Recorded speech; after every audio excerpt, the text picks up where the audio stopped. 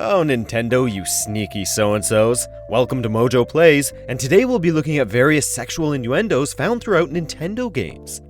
Before we begin, we publish new content all week long, so be sure to subscribe and ring the bell to get notified about our latest videos. For this video, we'll only be considering games that were published by Nintendo, so games that Nintendo did not develop or publish will not be included, even if they are Nintendo console exclusives. Protection: Pokemon X and Y.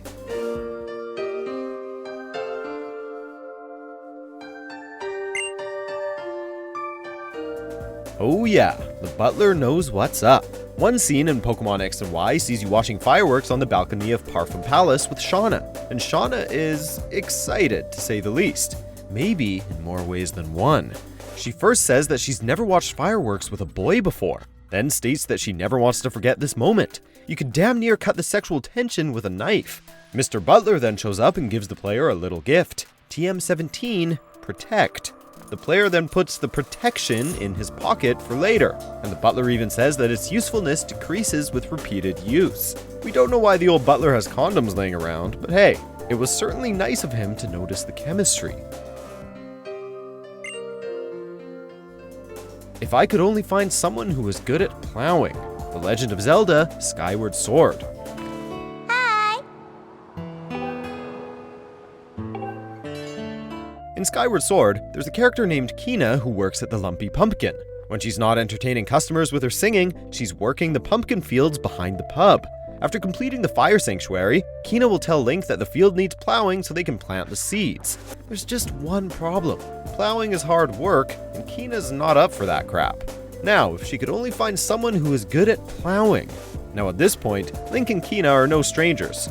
He's helped her pick and transport pumpkins, and he's even performed with her on stage. Maybe she's grown close to Link and wants him plowing the pumpkin patch with his Skyward Sword, if you get our meaning.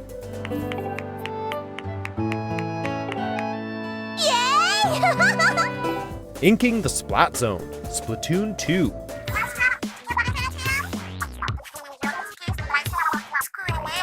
Yeah, so Marina is a bit of a pervert. While explaining how much she dislikes mayonnaise, Marina says, quote, "That disgusting mouthfeel. I'd rather lick Krusty Sean's grease trap." End quote. Which, is pretty explicit for a Nintendo game.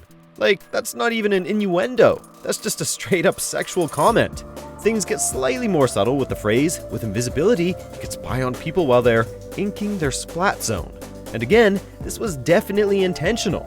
Not only is the wording highly suspicious, but Nintendo used an ellipses for humorous effect. They knew what they were doing. Raising the game's age rating. Paper Mario Color Splash.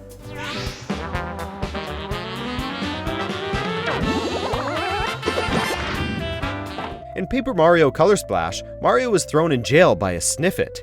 While peering through the bars at his captor, the Sniffet says, "Well, I've already locked you in jail. There isn't actually much worse I can do without raising the game's age rating."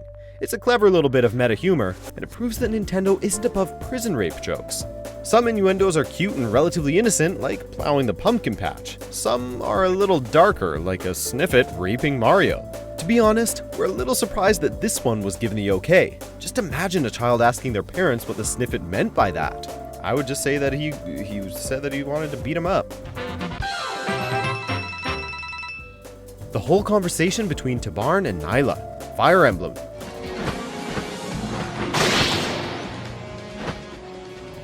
There's a conversation between Tabarn and Nyla in Radiant Dawn that is absolutely littered with sexual innuendos. It starts with Nyla saying that she's wanted this, meaning a fight, for a long time, and that she can barely hold herself back. Tabarn responds by saying they can have a nice, private time, just him and her. Okay, thinly veiled sexual tension, that's nothing new. But then things get serious when Tabarn offers his head to Nyla and says that she'll have to bring him down to the ground first. The conversation finally concludes with Nyla asking Tabarn to refrain from telling Raphael about their engagement because he wouldn't understand their urges. So yeah, the fight was just a metaphor for them getting it on, right?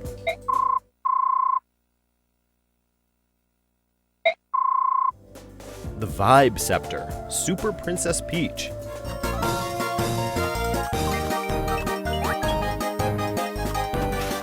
want to talk thinly veiled metaphors for sex, let us introduce you to the Vibe Scepter.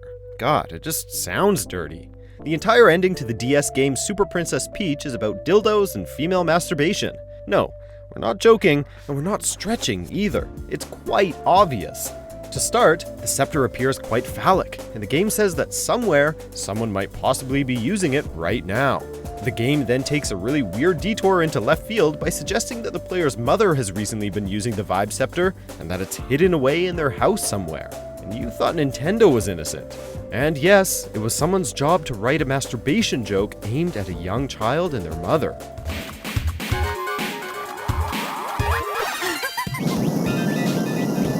A different kind of business. The Legend of Zelda: Ocarina of Time. Nintendo was really piling it on for Ocarina of Time, weren't they? Once Ganondorf takes over Hyrule, Link can approach a creepy Poe collector who buys and sells Poe souls. The Poe collector seems infatuated with Link and his beauty, and he even says, "If I looked as good as you, I could run a different kind of business." So, there you go, a blatant prostitution joke in a Zelda game. While the pedophile innuendo was likely unintentional, this joke seems 100% deliberate. And really, we have to tip our hats to Nintendo. We didn't think they would have the guts to put such a blatantly crude joke in their flagship title. Found toadstools? Super Mario RPG: Legend of the Seven Stars.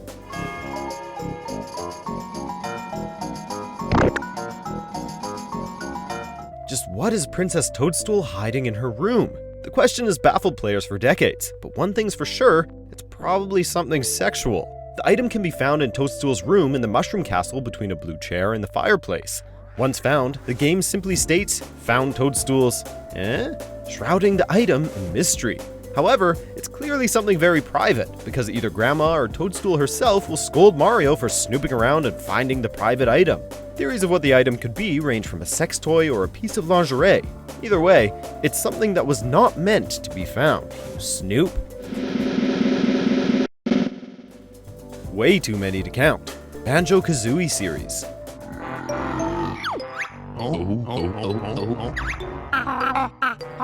If there's one thing we miss about the Banjo-Kazooie series, it's the countless and hilarious sexual innuendos. We'll give you a quick rundown of the best ones. In Gobi's Valley, Kazooie asks Trunker how his nuts are right after Trunker says that he's shriveling up.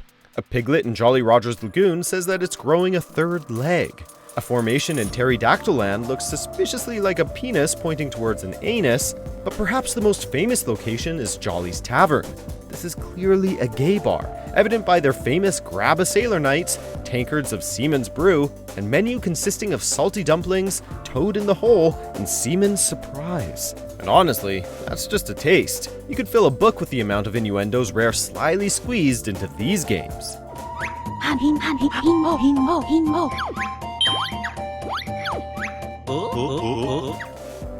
Check out these other great clips from MojoPlays, and be sure to subscribe and ring the bell to be notified about our latest videos.